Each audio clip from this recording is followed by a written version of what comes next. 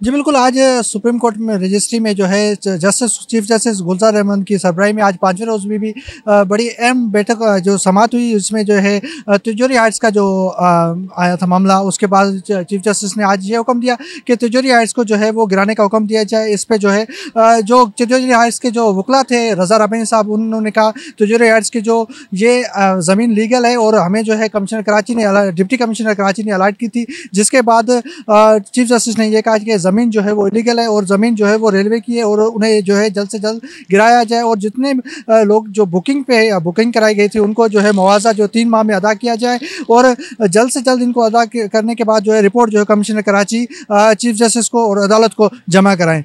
जी नाज़रीन, इस वक्त हमारे साथ मौजूद है हम न्यूज़ के रिपोर्टर सिफ्ते हसन साहब। उनसे पूछते हैं कि तिजोरी हाइट्स का मामला है क्या और ये कब से शुरू हुआ, और जो समाअत हुई उस सवाल से पूछेंगे। सर, क्या कहेंगे आप? इस सवाल से रिपोर्टिंग भी करते रहेंगे। ये मामला कब शुरू हुआ, कैसे शुरू हुआ, ये ज़मीन किसकी थी, ये हमारे नाज़रीन को कादिर, ये तकरीबन 8 महीने पहले यहाँ पर जो रेलवे पुलिस है शेख रशीद की सरबराही में, वो यहाँ पर आई थी और इस जगह को पहले भी सील किया जा चुका है। रेलवे क्लेम करती है कि इसमें तकरीबन 2783 स्क्वायर यार्ड्स जो है वो उनकी ज़मीन है और उससे पहले भी जो कोर्ट है उसके अंदर वो जा चुकी है। इस पर एक FIR भी हो चुकी है। उसके बाद से इसका काम रोक दिया गया था। अगर इस जगह की बात करें तो तकरीबन 2800 स्क्वायर यार्ड्स पर यह मुहित है ये जगह, और यहाँ पर तकरीबन 182 अपार्टमेंट्स बनने थे। गो कि अभी सिर्फ इसका स्ट्रक्चर बना है, नीचे की बेसमेंट है, पहला फ्लोर है। 182 अपार्टमेंट्स थे जिसमें 5 कमरों के जो अपार्टमेंट्स थे उनकी तादाद 52 थी। 130 अपार्टमेंट्स वो थे जिनके 4 कमरे यहाँ पर अलॉट किए जाने थे।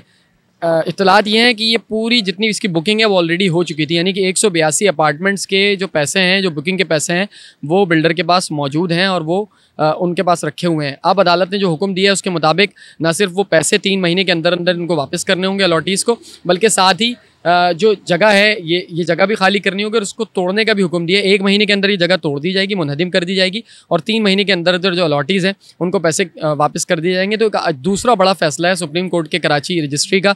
इससे पहले आपने नस्ला टावर का फैसला देखा और उसके बाद अब ये फैसला है। अब सारी नज़रें यहाँ पर टिकी हुई हैं, लेकिन खुशकिस्मती यहाँ पर यह है कि यहाँ पर लोग रह नहीं रहे, तो लोगों को निकालने का मसला तो है नहीं। सिर्फ और सिर्फ जो मसला है वो पैसों को अदा करने का मसला है। उम्मीद ये है कि क्योंकि बड़े बिल्डर्स हैं, पैसा ज़्यादा है, दीगर चीज़ें हैं, तो शायद बर वक्त वो जो पैसा है वो फराहम किया जा सकेगा जो भी यहाँ के मुतासरीन हैं, जो भी यहाँ पर जिन्होंने अपने पैसे दिए हुए हैं। तो उम्मीद यही है कि जल्द ये मामला हल हो जाएगा। अच्छा सिफ्ते भाई, हम जब ये रिपोर्टिंग कर रहे हैं, हम शुरू से रिपोर्टिंग कर रहे हैं, हम कई दिनों से रिपोर्टिंग कर रहे हैं। नस्ला के लोगों ने कहा कि भाई पहले उनको पकड़ें जिन्होंने हमें फ्लैट अलॉट किए। जब उनके पास हम गए बिल्डरों के पास, तो बिल्डरों ने कहा हम अब उनको पकड़ें जो हमें अलॉट करते हैं। क्या ये वजह क्या है कि हम असल जो चेहरे हैं उनको सामने नहीं लाते, जो बिल्डर्स हैं उनको लाते हैं सामने, और बिल्डर्स बेचारे खैर वो उनको अलॉटमेंट की जाती है उसके बाद ये बनाना शुरू कर देते हैं। वो तो सोचते हैं कि अलॉटमेंट हो गया, स्पेशली कराची में कि बिल्डिंग खड़ी हो जाती है, बाद में पता चलता है कि ये इलीगल है।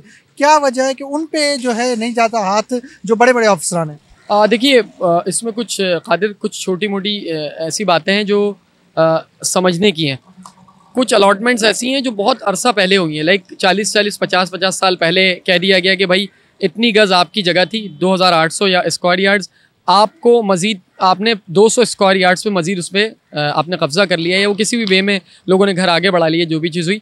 जब वो केस खुलकर 40 साल बाद आया तो आप किस को पकड़ेंगे? कि उस 40 साल में हो सकता है बहुत सारे लोग तो जॉब्स पर भी ना हो, बहुत सारे लोग कहीं चले गए हों, तो वो उसका तयन करना बड़ा मुश्किल हो जाता है। फिर करंट जो पैसे की वैल्यू है उसके हिसाब से जो अलॉटीज़ हैं वो पैसा मांग रहे होते हैं। जैसे अभी नस्ला टावर में भी हुआ कि अगर पैसे जो हैं वो इस करंट सिनेरियो में ना दिए जाएँ, उस हिसाब से दे दी जाएँ जिस टाइम वो अलॉट किया था, तो वो भी उनके लिए नाकाफ़ी है। तो ये बहुत सारी पेचीदगियाँ आ जाती हैं। फिर जब अदालत कोई फ़ैसला कर लेती है और किसी चीज़ का ऑर्डर दे देती है तो उसके बाद लाजिम होता है कि वो चीज़ टूटनी तो है। हाँ, कुछ चीज़ें ऐसी हैं जिसमें मुतासरीन का स्टेक सही होता है कि जो बिल्डर है जिसने उनको बना कर दिया है, अगर वो उस टाइम उस चीज़ को समझ लेता और उस टाइम वो उस इलीगलिटी को छोड़ देता और लीगल काम करता, तो लाजमी तौर पर ये सर्वाइव लोगों को ना करना पड़ता। इसका सबसे अच्छा हल कादिर ये हो सकता है कि आने वाले दिनों में जो लोग कराची के अंदर ज़मीन लें वो उसकी बहुत अच्छे तरीके से जांच पड़ताल कर लें। जांच पड़ताल इस तरह से कर लें कि हर ज़मीन के नक्शे मास्टर प्लान में मौजूद हैं। जिस जगह सोसाइटी अलॉट की जा रही है, KDA, HBCA, इन सब के पास उसकी जगह मौजूद है।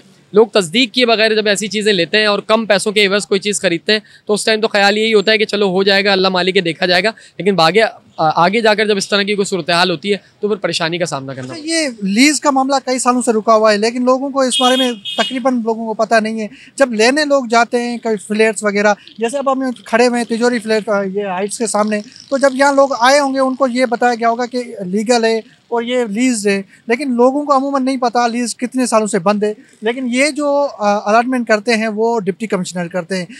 आप क्या समझते हैं कि लोगों को पहले उस हद तक कैसे जाना चाहिए, कोई क्या रास्ता लेना चाहिए कि ये जो लोगों को पता चले कि ये जो अलॉटमेंट वाकई में लीगल है कि इलीगल है?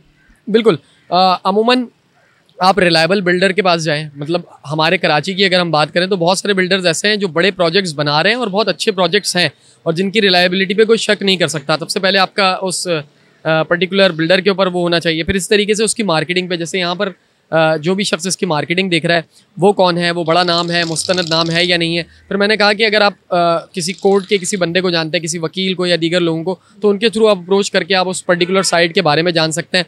नंबर 4, आप अपने तौर पर भी, क्योंकि बहुत सारे इदारे हैं, जैसे अगर हम सिंधी मुस्लिम सोसाइटी की बात करें तो उनका एक अपना पर्टिकुलर ऑफिस भी है जिसके अंदर उनके सारे प्लॉट्स का नक्शा बना हुआ रखा हुआ है। उसमें ये पता है कि कितनी गज़ कितने अरसे में अलॉट की गई। अभी बहुत सारे इंकिशाफ आपको बाद में होंगे भी कि सिर्फ नस्ला टावर ही नहीं, अतराफ़ में मौजूद बहुत सारी बिल्डिंग्स ऐसी हैं जो उसी तरीके से आगे निकली हुई हैं, लेकिन क्योंकि वो नुकसान नहीं पहुंचा रही जिस तरीके से वहाँ सर्विस रोड का इशू था, तो वो हाईलाइट बहुत जल्दी हो गया। तो इस तरह की बहुत सारी इलीगल कंस्ट्रक्शंस होंगी जो अभी भी स्टिल मौजूद है कराची शहर में।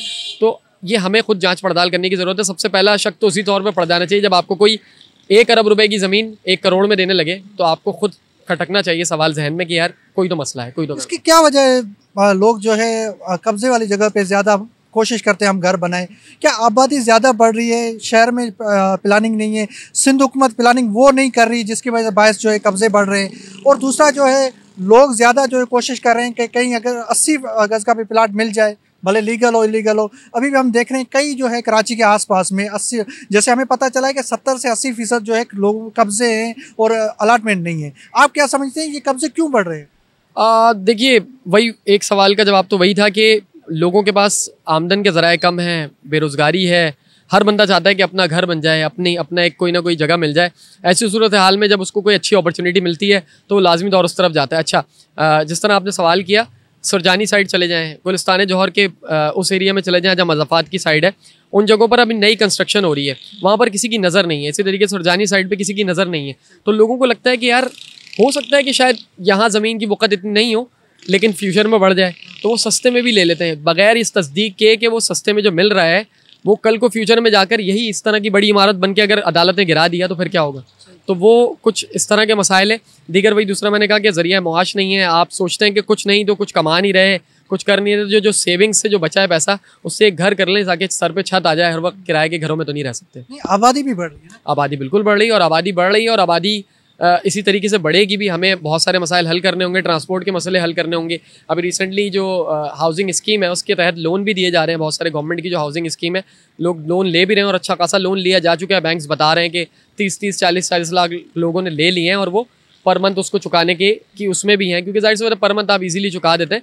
ऐसी सूरत हाल में भी वही वाली बात कहूँगा कि आप उस पैसों को भी अगर ले रहे हैं तो उसके लिए भी लीगली किसी अच्छे प्रोजेक्ट में करवाइएगा, कहीं कल को आप वो जमा पूंजी भी अपनी ज़ाया ना कर बैठे। सिर्फ हम जब देखते थे कि कट्टी पहाड़ी पे घर नहीं होते थे, बड़ा अच्छा खूबसूरत बना था। अब हम जाते हैं कट्टी पहाड़ी पे भी घर बन गए हैं और पता नहीं क्यों कब्जे हो गए, कब्जे बढ़ गए। सर्कुलर रेलवे पे कब्जे हो गए, गुजर नाले पे चलो खाली करवा लिए लेकिन पहले घर बन गए थे। लोगों से जब हम सवाल करते हैं कि भाई आप नालों के ऊपर बना रहे हो, सर्कुलर रेलवे पे बना रहे हो, जवाब यही आता है कि हमें कोई उठाने वाला नहीं है। तो क्या हमारी इंतज़ामिया क्या उस पर एक्शन पे नहीं जाती? क्या वजह है कि हम आदी हो गए उन चीज़ों पे बनाने के जो सोचते हैं कि सरकारी ये ठीक है बनाने से? कादिर, कभी कभार ऐसा भी होता है कि नज़र नहीं होती। आप कुछ ऐसे इलाकों में भी रह रहे होते हैं जहाँ पर करंटली आके कोई शख्स नहीं देख रहा, आपको नहीं देख पा रहा है, इग्नोरेंस है थोड़ी बहुत हो गई। आप भी सोचते हैं कि चलो थोड़ा सा आगे निकला है, थोड़ा सा और आगे निकाल लेते हैं और वो भी कब्ज़ा बढ़ते बढ़ते बढ़ते चला जाता है। लेकिन उसका खमियाजा बाद में आप ही ने भुगतना है। ये बात आपको अंडरस्टूड होनी चाहिए कि अगर कल को मैंने अपने घर से 200 इंच भी आगे निकाला है तो उसका खमियाजा मुझे ये भुगतना पड़ेगा कि हो सकता है कल को पूरा घर ही तोड़ दें कि आप पूरे इलीगल थे। तो उस छोटी सी गलती की वजह से अगर पूरा घर ही आपका चला जाए तो उससे बेहतर है कि वो इलीगल चीज़ों में ना ही पड़ा जाए, तो वो आपके लिए फ़ायदेमंद साबित हो सकता है और आप अपने घर में पुरसुकून अंदाज में रह सकते हैं। अच्छा, चीफ जस्टिस ने समात की, बड़ी अच्छी समात की इस दफ़ा के पार्किंग पे जो कब्जे हैं, ये मुख्तलिफ जगहों पे जो कब्जे हो रहे हैं इनको हटाया जाए, हुक्म दिया गया है 6 अजला के जो डिप्टी कमिश्नर हैं। आप इसको कैसे देखते हैं कि ये जो कब्जे हैं वाकई में ज़्यादा बढ़ गए हैं अब कराची में? देखिए, कब्जे तो मौजूद हैं, कि आप और मैं सभी जानते हैं। हर जगह किसी न किसी में, आपने खुद जिक्र कर दिया कि लोग थोड़ा सा भी छज्जा भी बाहर निकाल लेते हैं और कहते हैं कि ये जगह भी मेरी है। घर के आगे लॉन बना लेते हैं, कहते हैं ये जगह भी मेरी है, हालांकि वो सड़क की जगह होती है। इग्नोर इसलिए हो जाती है क्योंकि गलियों में होती है, बिल्डिंग्स के बीच में होती है, उसको वो इतनी ज़्यादा नज़र में नहीं आ रही होती। लेकिन चीफ जस्टिस साहब इससे पहले भी कह चुके हैं कि कराची को पुरानी शक्ल में बहाल करना है। ये उसी का एक हिस्सा भी है। मतलब अगर कराची को पुरानी शक्ल में बहाल करना है तो इन कब्ज़ों को हटाना होगा, इन सारी चीज़ों को हटाना होगा। हाँ, जिन लोगों ने, जो लोग इसमें मुलव्विस थे, उनके लिए भी ये है कि उनको अब कंपनसेशन भी देना पड़ेगा।